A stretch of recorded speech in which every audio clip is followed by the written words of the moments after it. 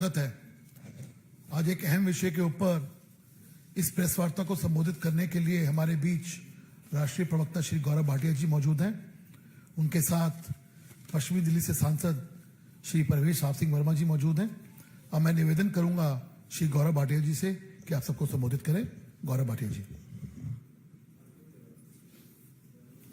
सभी पत्रकार बंधुओं को नमस्कार। और जैसा सर्वविदित है कि बारिश हुई और उसके बाद दिल्ली जो है वो भी बारिश की चपेट में आया और यहां के जो नागरिक हैं उनको असुविधा हो रही है। पानी जगह जगह जमा हुआ है और हमने देखा किस तरह से एक केंद्र की सरकार है, भारतीय सेना है, एलजी साहब का ऑफिस है, एनडीआरएफ की टीम है, रात दिन एक करके जनता की सेवा में लगे हैं। बताया जा रहा है कि एनडीआरएफ की 18 टीमें आज जगह जगह दिल्ली के नागरिकों को रेस्क्यू ऑपरेशन चलाकर सुरक्षित कर रही है, सुनिश्चित कर रही है कि वो अगर कहीं भी फंसे हैं तो उनको यथाशीघ्र निकाला जाए। इंडियन आर्मी वो काम कर रही है जो एक चुनी हुई दिल्ली की सरकार को एक निठल्ले, भ्रष्टाचारी, धोखेबाज मुख्यमंत्री अरविंद केजरीवाल को करना था। और मैं भारतीय जनता पार्टी की तरफ से धन्यवाद करना चाहूंगा भारतीय सेना को, एनडीआरएफ की टीम को, तमाम ऐसे नागरिक हैं जो लोग अपनी जिम्मेदारी का निर्वहन कर रहे हैं। एक तरफ केंद्र सरकार का यह निश्चय है कि हम जनता के साथ खड़े हैं और उचित कार्रवाई करेंगे। दूसरी तरफ पूरा भारत जान गया अरविंद केजरीवाल घोटालेबाज हैं। अब यह भी सामने आ गया है कि ये बड़े बहानेबाज हैं। बहानेबाज क्यों कहा जा रहा है, यह समझने की आवश्यकता है। बहुत दुख होता है कि अगर एलजी साहब अपना काम कर रहे हैं, केंद्र की सरकार के साथ समन्वय बैठा रहे हैं, अरविंद केजरीवाल की उपस्थिति में अरविंद केजरीवाल सरकार के मंत्री ही दोषारोपण करते हैं और एनडीआरएफ को भी नहीं बख्शते हैं और अरविंद केजरीवाल चुप रहते हैं। आज ये पूछा जाएगा, अरविंद केजरीवाल जी, आप जब कोविड महामारी ने पूरे भारत को और विश्व को अपनी चपेट में लिया और दिल्ली में नागरिक ऑक्सीजन सिलेंडर मांग रहे थे, अस्पताल में बेड की सुविधा हो, यह सुनिश्चित आपको करना था। दवाई हो, यह आपको सुनिश्चित करना था। तो अरविंद केजरीवाल जी ने बोला, देखिए जी, ये जो बिहार के लोग आ रहे हैं उसकी वजह से बेड की कमी हो गई है। अच्छा, प्रदूषण की समस्या आई, अरविंद केजरीवाल जी ने पूर्व सरकार जो पंजाब में थी उस पर दोषारोपण किया, हरियाणा सरकार के लिए कहा कि यह जिम्मेदार है, लेकिन खुद जो करना था वो नहीं किया। अब जल का संकट आया, यहां दिल्ली में हम देख रहे हैं किस तरह से पानी जगह जगह भरा हुआ है। अब बता रहे हैं कि गलती हरियाणा की सरकार की है, और यह दुख होता है कि उनके मंत्री जिनको अभी कार्य करना है वो कह रहे हैं ये षड्यंत्र हो रहा है। षड्यंत्र हो रहा है। भारतीय सेना जो दिन रात जनता की सेवा में लगी है, ये षड्यंत्र कर रही है। एनडीआरएफ षड्यंत्र कर रहा है। केंद्र की सरकार, एलजी साहब जो जनता के लिए खड़े हुए हैं दिन रात सुबह शाम, ये षड्यंत्र कर रहे हैं। और शीश महल में बैठ के जो एयर कंडीशन का आनंद ले रहा है वो मुख्यमंत्री सही है। आपसे अरविंद केजरीवाल जी, ये सवाल जनता पूछ रही है और बड़ी जिम्मेदारी से मैं उनको उठा रहा हूं।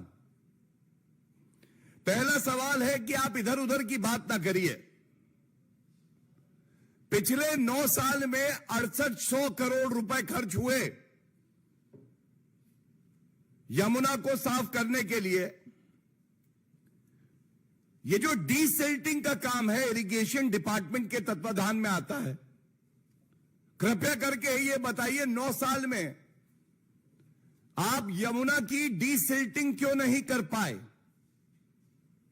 पहला सवाल है आपके लिए। और आप इसलिए नहीं कर पाए क्योंकि आपको जो शराब के ठेकेदार थे उनके साथ बैठक करनी थी, शराब का घोटाला करना था। आपको शीश महल बनाना था, जनता की गाड़ी कमाई से भ्रष्टाचार का महल खड़ा करना था। कोविड की महामारी में आप छुप गए, दुबक गए। अगर कोई अपनी जिम्मेदारी का निर्वहन कर रहा था तो वो केंद्र की सरकार थी जिसने ये सुनिश्चित किया कि नागरिकों को दवाई मिले, बेड हो, ऑक्सीजन के प्लांट लगे। आप कहीं नहीं दिखाई दिए।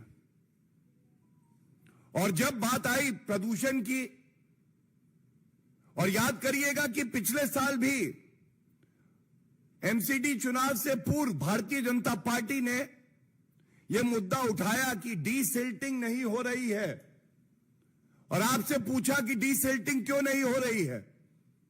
इससे बाढ़ आने का खतरा है। आपने उसका संज्ञान भी नहीं लिया। आज प्रदेश की सरकार आपकी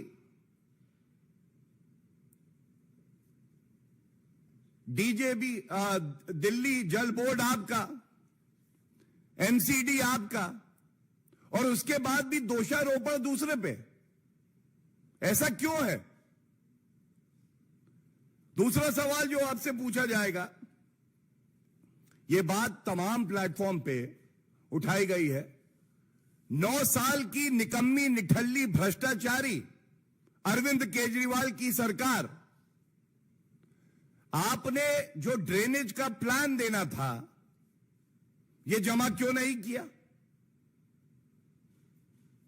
क्या आपको नहीं लगता कि अगर पहले वर्ष ही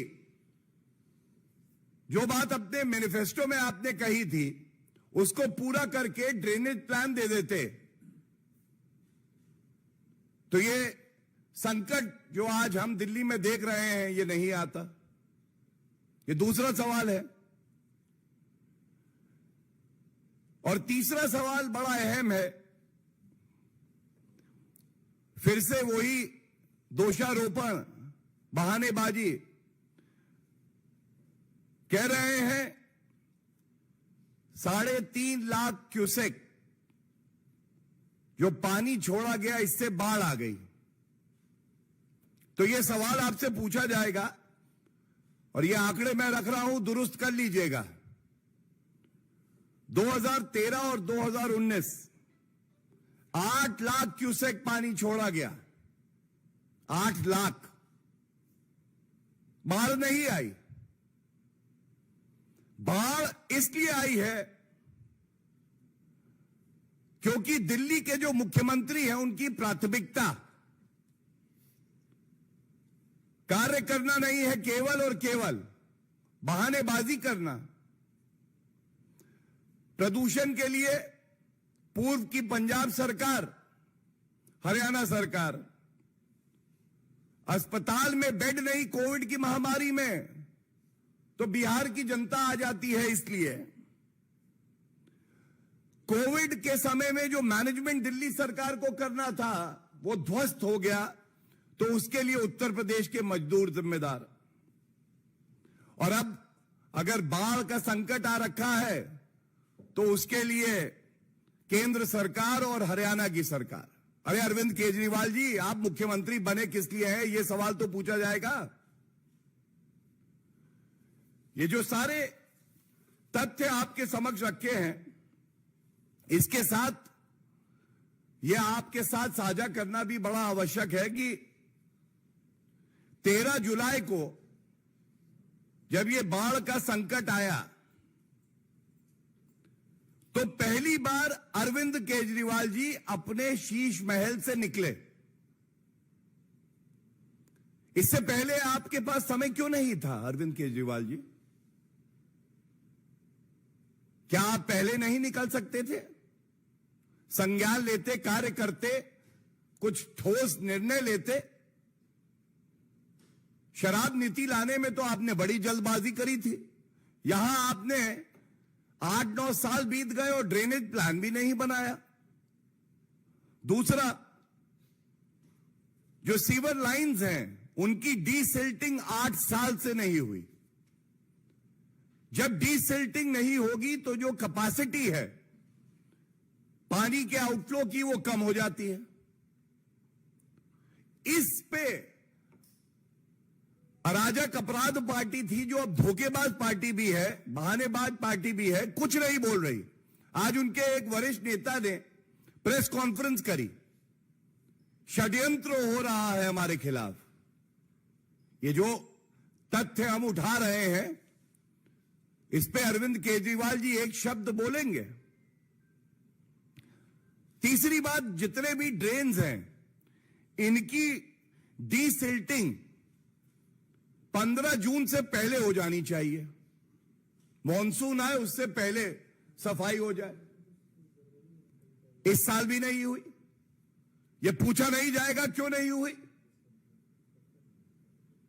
इसका कोई उत्तर नहीं दिया अभी तक। ये जो तथ्य सामने रखे, ये इसलिए रखे कि एक तरफ जैसे मैंने बताया कर्तव्य परायण हमारी सेना, एनडीआरएफ की टीम, भारतीय जनता पार्टी और एनडीए की केंद्र की सरकार, एलजी का दफ्तर, सब लगे हुए हैं, प्रयास कर रहे हैं कि जनता को राहत मिले। कोई दोषारोपण नहीं कर रहा। अरविंद केजरीवाल जी निठल्लेपन का पर्याय है, ये बात बाद में उठाएंगे। लेकिन दुख होता है कि जब एक सर्वे चल रहा है और एलजी की उपस्थिति में, केजरीवाल की उपस्थिति में उनका मंत्री एनडीआरएफ पे दोषारोपण करे और ये ना बताए कि किस तरह से एनडीआरएफ रात दिन काम कर रही है, और एनडीआरएफ का काम डीसिल्टिंग नहीं है अरविंद केजरीवाल जी। एनडीआरएफ का काम यह नहीं है कि 15 जून से पहले सफाई हो जाए। यह काम एक चुनी हुई सरकार अरविंद केजरीवाल का था। एनडीआरएफ का काम है अगर कोई नागरिक फंसा है तो उसको रेस्क्यू करना, रिलीफ ऑपरेशन को जमीन पर, धरातल पर उतारना, और वो एनडीआरएफ कर रही है और हमें इस बात पे गर्व है। मैं अंत इतना ही कह के करूंगा, एक ट्वीट जो है ये अरविंद केजरीवाल का वक्तव्य आम आदमी पार्टी के ट्विटर हैंडल से किया गया है। ये तारीख है 14/7/23, कल ही का है, पुराना नहीं है। और इसमें ये खुद मान रहे हैं यहां आईटीओ में ड्रेन में ब्रीच की वजह से तो राजघाट पर नाले से पानी के बैकफ्लो के कारण पानी भरा है। बैकफ्लो के कारण अपनी विफलता का कबूलनामा, अच्छा होता ट्वीट ये बताता कि डीसिल्टिंग क्यों नहीं हुई और बैकफ्लो क्यों हो रहा है, बल्कि प्रमाण दे रहे हैं अपने निठल्लेपन का, अपनी जो ये घूसखोरी करते हैं, घोटाला करते हैं उसका। और मैं इतना ही कहूंगा, अगले कुछ दिन भारतीय जनता पार्टी, तमाम एजेंसियां प्रतिबद्ध है कि नागरिकों की सेवा करें, उनको रेस्क्यू करें, और हम सभी ठोस कदम उठा रहे हैं। एक निठल्ले धोखेबाज मुख्यमंत्री को तय करना है कि इस संकट की घड़ी में वो जनता की सेवा करना चाहते हैं या ओछी, हल्की, घटिया, निंदनीय राजनीति करना चाहते हैं। धन्यवाद। धन्यवाद। अब मैं निवेदन करूंगा पश्चिमी दिल्ली से सांसद श्री परवेश साहब सिंह जी से कि आप सबको संबोधित करें। परवेश जी।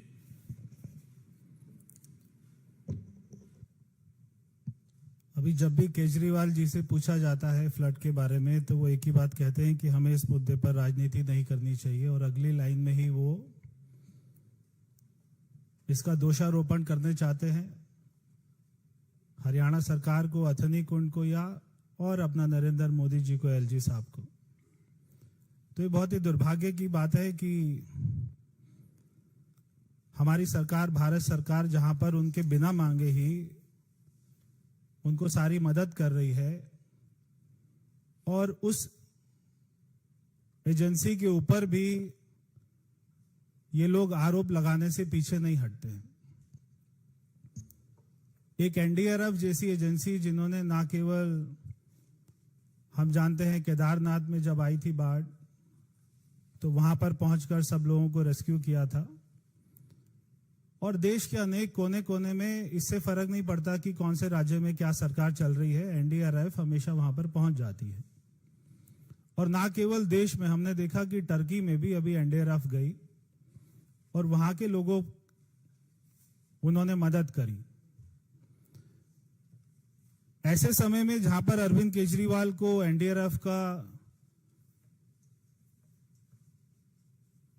उनको शुक्रिया करना चाहिए, धन्यवाद करना चाहिए, ऐसे में वो उनके ऊपर में इल्जाम लगा रहे हैं कि वो देर से पहुंचे। बहुत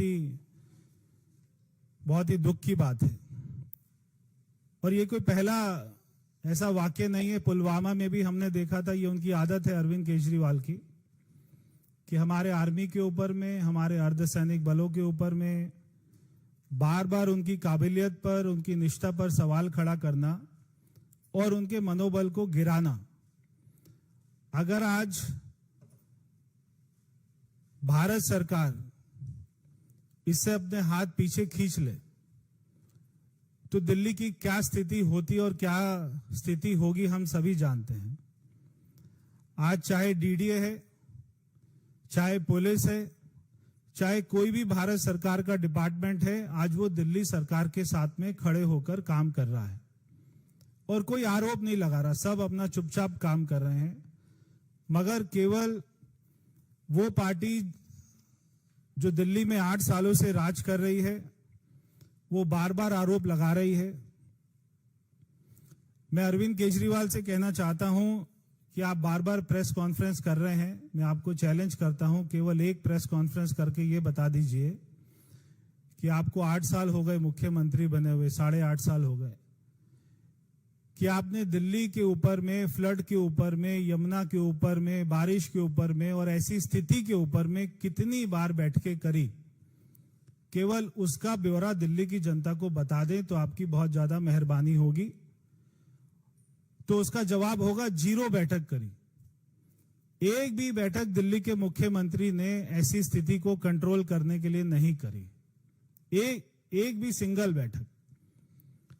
और ये जो बार बार हथिनी कुंड पर आरोप लगाते हैं कि वहां के दरवाजे बंद क्यों नहीं कर देते, वहां से क्यों पानी छोड़ा जा रहा है, अभी गौरव जी ने बताया 23 मई को, इसी साल में 23 मई को बैठक हुई थी जिसमें दिल्ली सरकार के भी इंजीनियर लोग वहां पर मौजूद थे, कोई बड़े अधिकारी नहीं थे, इंजीनियर लोग मौजूद थे।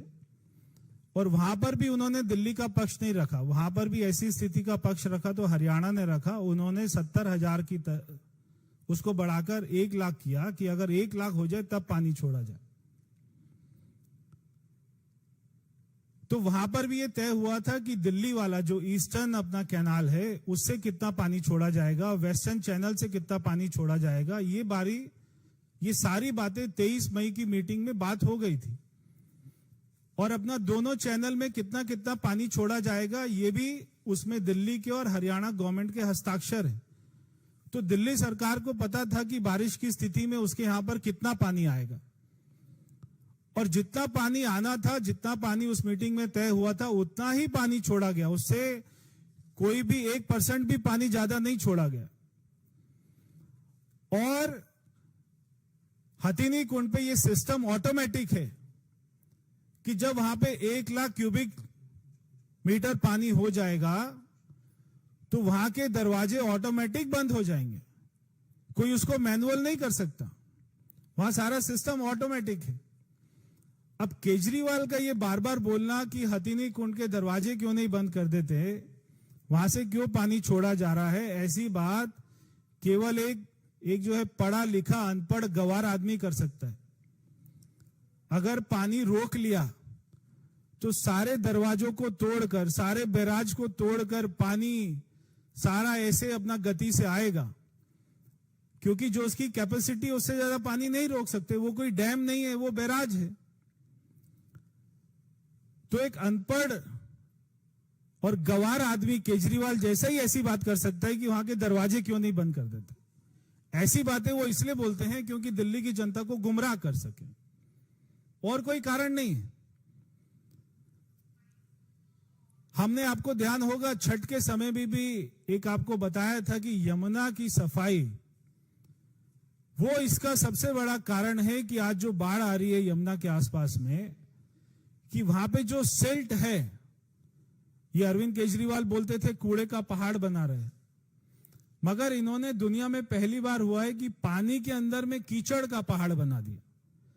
8 साल पहले वहां पर जितना कीचड़ था आज उससे 5 गुना ज्यादा कीचड़ है। 8 सालों में यमुना में एक बार भी डीसिल्टिंग नहीं हुई है।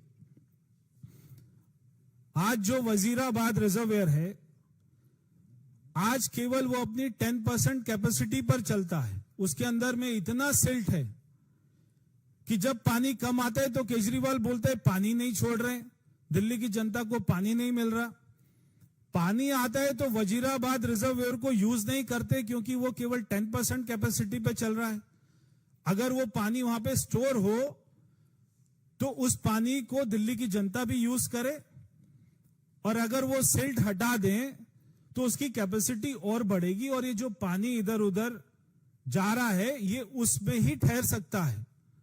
मगर हम तो कुछ काम करेंगे नहीं, क्योंकि हमें मालूम है कि अगर ऐसी स्थिति आएगी तो नरेंद्र मोदी जी आ जाएंगे, वो एलजी साहब को फोन करके पूछेंगे और सारी फोर्स को, आर्मी को, एनडीआरएफ को लगा देंगे।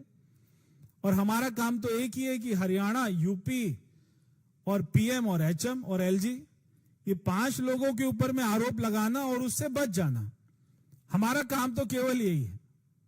तो आपने 8 साल में ड्रेनेज सिस्टम की रिपोर्ट जो 2018 में बनी थी, और हाई कोर्ट ने भी आपको कहा कि अभी तक काम क्यों नहीं हो रहा, तो आपसे हाई कोर्ट ने जब पूछा कितना काम हुआ ड्रेनेज पर, तो आपने कहा 0% काम हुआ हाई कोर्ट में।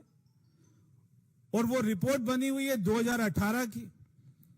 अगर आपकी यमुना में डीसिल्टिंग हो जाए और आसपास की वो जो 2-2 फुट की दीवार है उसको आप थोड़ा बड़ा कर दें, और आसपास की जो रोड है, रिंग रोड है, वो तो पीडब्ल्यूडी की है, दिल्ली सरकार की है, वहां पे कोई ड्रेनेज सिस्टम नहीं है, वहां पे कोई सीवर सिस्टम नहीं है, वहां पे जैसे पानी आता है तो पानी रुक जाता है क्योंकि सारा चौको ब्लॉक है। तो आप अपने सिस्टम को दुरुस्त नहीं करेंगे, आप केवल आरोप लगाने का काम करेंगे। ये बहुत ही शर्मिंदगी की बात है। बार बार चाहे दिल्ली में हवा खराब हो तो वो भारत सरकार कर रही है, हरियाणा कर रही है, पंजाब नहीं कर रहा, हरियाणा कर रही है। दिल्ली का पानी मैला हो तो वो भारत सरकार जिम्मेदार है। हमारे दिल्ली की जमीनों पर ऐसी बाढ़ सी स्थिति आ जाए तो वो हरियाणा कर रहा है या हथिनी कुंड कर रहा है। 45 साल पहले ऐसी स्थिति आई थी बाढ़ वाली, आज 45 साल बाद आ रही है, क्योंकि आपने काम कुछ नहीं किया। जब आप कोई काम नहीं करते और अपने शीश महल की सुविधा में उसको भोगने में लगे रहते हैं, या जब आपको काम करना था तब आप जा रहे थे विपक्ष की पार्टियों के पास में मोदी जी को हराने के लिए, गठबंधन करने के लिए। दिल्ली में जब ऐसी फ्लड वाली स्थिति होती है तो एक आपका फ्लड बुलेटिन बनता है, और वो फ्लड बुलेटिन में ये होता है पहले से ये जितनी भी तैयारियां ये आज नहीं होती हैं। बारिश आने वाली है जून जुलाई के महीने में, सारी दुनिया को पता है कि दिल्ली में बारिश आती है। तो आपकी ये स्थिति, आपकी मीटिंग कब होनी चाहिए? आपकी मीटिंग होनी चाहिए 6 महीने 8 महीना पहले। आपके सारे अधिकारी बैठने चाहिए। जो आईटीओ का गेट टूटा, क्या वो मजबूत है या? तो अगर वो गेट टूटा क्योंकि आपके बुलेटिन की मीटिंग नहीं हुई, कोई बुलेटिन नहीं बना, कोई मीटिंग नहीं हुई, वरना वो गेट की स्थिति का जायजा वो आपके 6 महीना पहले रिपोर्ट में आ जाता। आपकी सिल्टिंग की क्या स्थिति आपकी रिपोर्ट में आ जाती। मगर सिल्टिंग, इसको डीसिल्टिंग करवाने का सारा पैसा अगर 8 साल में 4500 करोड़ रुपए आप अपने विज्ञापन के ऊपर खर्च कर देंगे और उसमें सिल्टिंग नहीं कराएंगे तो फिर अपना दिल्ली की जनता को भुगतना पड़ेगा। मैं एक और बहुत ही अपना गंभीर बात करना चाह रहा हूं। अभी ये स्थिति आई और सारे लोग उसको बचाने में लगे हुए हैं। भारतीय जनता पार्टी के कार्यकर्ता, चाहे फल हो, खाना हो, सब लोग वहां लगे हुए हैं। क्या दिल्ली सरकार का कोई भी शेल्टर होम काम आया? इतने सारे लोग वहां पर बेघर हो गए। क्या दिल्ली सरकार का एक भी शेल्टर होम हमें दिखाई दिया जहां पर वो सारे लोगों को रहने को हो? आज उनको शौचालय तक की सुविधा नहीं है। ये जो अपने बड़े बड़े बोर्ड लगाते हैं केजरीवाल जी, सैकड़ों हजारों लोगों को शौचालय करने को नहीं मिल रहा, उनको गंदा पानी पीने को मिल रहा है। तो जहां एक तरफ एनडीआरएफ की टीम ना केवल आदमियों की जान माल की रक्षा कर रही है, बल्कि जानवरों को बचाया, 350 गायों को उन्होंने रेस्क्यू किया। वहीं पर ये लोग केवल राजनीति का काम कर रहे हैं कि दिल्ली में जानबूझकर छोड़ दिया पानी, दिल्ली में जानबूझकर बाढ़ कर दी। भाई दिल्ली में सारे लोग आम आदमी पार्टी के तो नहीं है ना, दिल्ली में भारतीय जनता पार्टी के भी समर्थक हैं, दिल्ली में और भी लोग हैं, प्रधानमंत्री जी भी रहते हैं, भारत सरकार रहती है। कोई भी आदमी ऐसा क्यों चाहेगा कि दिल्ली को बाढ़ में डुबा दें? केवल आप स्थिति को नहीं संभाल पाए उसके ऊपर में आरोप लगा रहे हैं। ये इसके लिए आपको क्षमा भी मांगनी चाहिए और बिना आरोप प्रत्यारोप के भारत सरकार के साथ मिलकर आपको स्थिति के उसको निपटना चाहिए। बहुत बहुत धन्यवाद। बहुत बहुत धन्यवाद। कोई प्रश्न हो तो जी अमोल।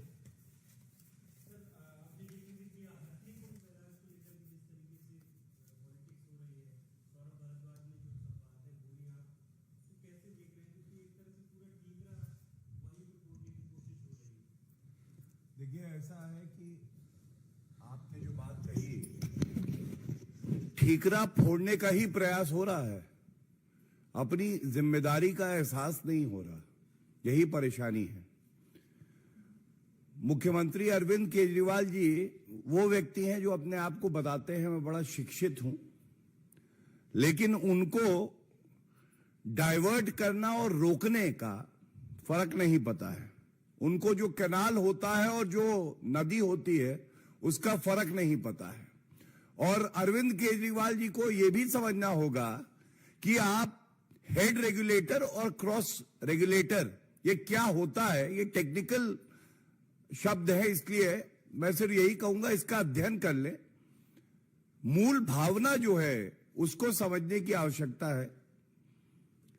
आपके ऊपर एक जिम्मेदारी जनता ने दी, आप निठल्ले हैं, भ्रष्टाचारी हैं, आप घोटाले कर रहे थे, कमी रह गई। जब आपदा आ गई है, जनता राहत मांग रही है, केंद्र सरकार सहयोग कर रही है, एलजी का दफ्तर कार्य कर रहा है, आर्मी सजग खड़ी है, एनडीआरएफ की टीम है, तो मुख्यमंत्री अरविंद केजरीवाल जी दोषारोपण क्यों कर रहे हैं? क्या कुछ दिन के लिए ये दोषारोपण, ये कहना कि कमी यहां है, रुक नहीं सकता है?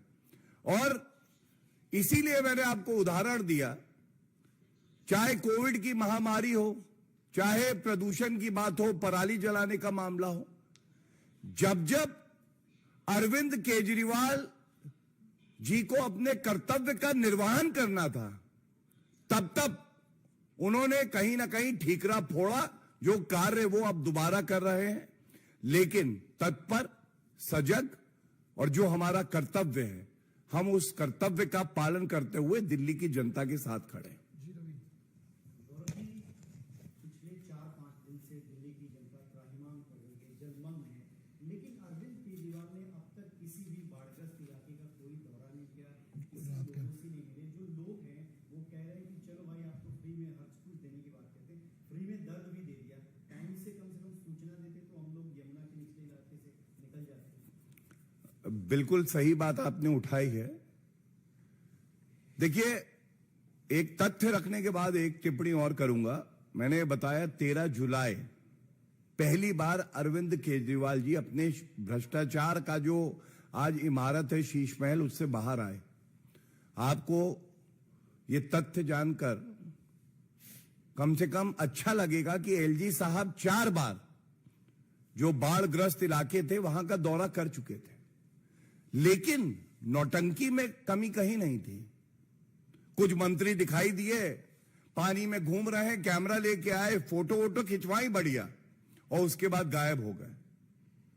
जनता ने कहा कि हमें राहत नहीं मिली, आपने बोट के साथ फोटो खिंचवाई, वो बोट भी नहीं है, तो वो नहीं बताया उन्होंने। और ये क्यों हुआ? जिसकी नियत में खोट होता है, जो केवल दिखावा करता है, वो इसी तरह से मीडिया के लिए बाहर आता है। लेकिन मैं अभी भी ये बात कहूंगा, जैसे एनडीआरएफ की टीम का जो कर्तव्य है वो पूरा कर रही है, इंडियन आर्मी लगी है।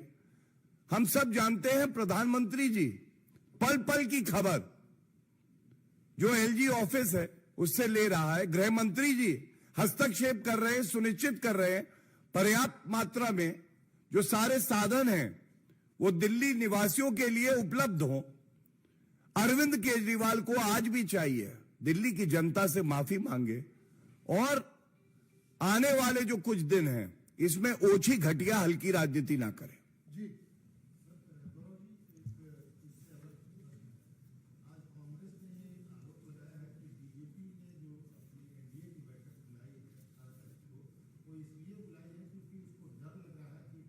मैं रिक्वेस्ट करूंगा, मैं इस पे उत्तर दे दूंगा अगर इस विषय पे कोई और प्रश्न हो, और उसके बाद आपके प्रश्न का उत्तर। अपना अंबुज।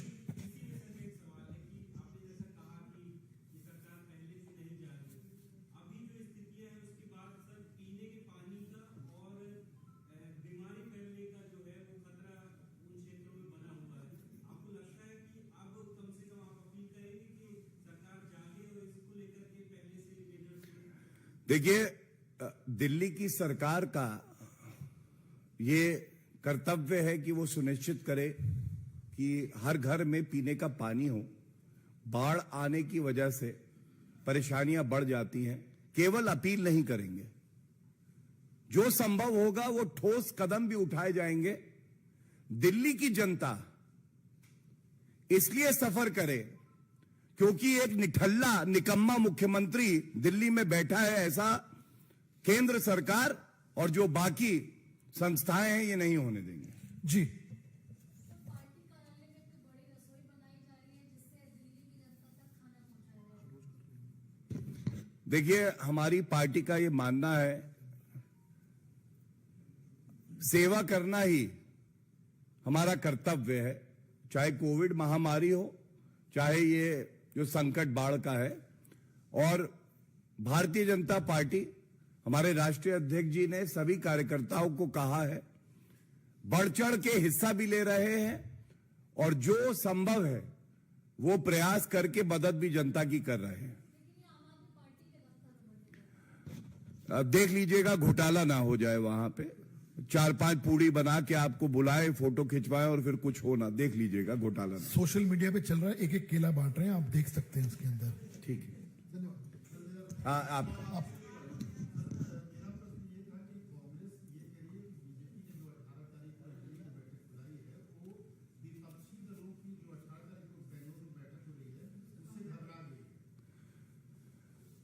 ऐसा जग जाहिर है कि कांग्रेस के अंदर बड़ी घबराहट है। नेता उनके पास है नहीं, नीति है नहीं। और याद करिए, बिहार की जो महागठबंधन की बैठक थी, उसके बाद तो उनका कुनबा छोटा हुआ। अजीत पवार जी तो उनको छोड़ के चले गए। आज प्रश्न जो पूछा जाना चाहिए, और इस मंच से हम लोग ये प्रश्न पूछते हैं, ये महागठबंधन की जो अगली बैठक है, उसमें जिसने लोकतंत्र को मारा है, ममता बनर्जी जी ने 40 नागरिकों की पंचायत चुनाव में हत्या कर दी गई। कलकत्ता हाईकोर्ट ने फटकार लगाई है। तो जो लोकतंत्र को मारता है, ऐसी नेत्री को बुला रहे हैं या नहीं बुला रहे हैं, ये पूछिएगा। दूसरी बात ये पूछिएगा, राहुल गांधी जी, मोहब्बत की दुकान खोलूंगा। बिहार में भारतीय जनता पार्टी ने जो भ्रष्टाचार नीतीश कुमार पलटू राम की नाक के नीचे हो रहा है, उसको मुद्दा बना के प्रदर्शन किया और हमारा एक लीडर कार्यकर्ता मारा गया। क्या लोकतंत्र का गला नहीं घोटा गया? तो क्या राहुल गांधी, मल्लिकार्जुन खड़गे जी, नीतीश कुमार और लालू प्रसाद यादव, तेजस्वी यादव, इनको निमंत्रण देंगे या नहीं देंगे? और अगर इनको निमंत्रण जो भेजा गया है, जो सूचना आई है, यह स्पष्ट हो जाता है भारत का लोकतंत्र पूरे विश्व में सबसे मजबूत है। लेकिन अगर लोकतंत्र का गला घोटने का कोई काम करता है, तो सबसे पहले महागठबंधन उसको गले लगाता है।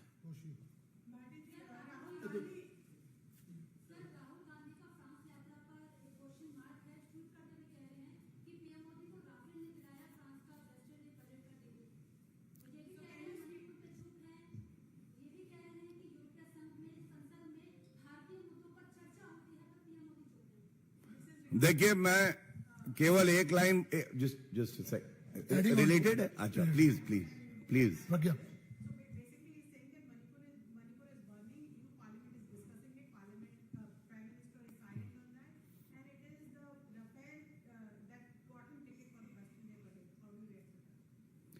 There are 2-3 aspects to the question. First of all, the situation in Manipur is being monitored by the Honorable Home Minister, and all effective steps are being taken. The Bharatiya Janata Party is not selective. But the same question needs to be asked to Mr. Rahul Gandhi, Mallikarjun Kharge, Akhilesh Yadav, Mamta Banerjee, Nitish Kumar, Sharad Pawar. I have given you 2 incidents where the state administration tried to kill the democracy of our country. West Bengal Panchayat elections as well as Bihar. Will the Congress party remain silent on that? And to Mr. Rahul Gandhi, I also want to request him, stop casting aspersions on the constitutional institutions of our country. The issue of Rafale, which are serving the Indian Air Force, has been long settled by the Honorable Supreme Court of India. Read that judgment. And Mr. Rahul Gandhi is the person who had to tender an unqualified apology for lying. And the Honorable Supreme Court in its judgment noted that Mr. Rahul Gandhi should be more responsible in the future. But it seems Mr. Rahul Gandhi and responsibility are antonyms. It is disgraceful when the Prime Minister of the country is honored and is conferred with the highest civilian award. There is a Chhati Pito gang in India that cannot celebrate the moment with the citizenry of our country. Thank you. Thank you so much. Thank you, everyone. Thank you.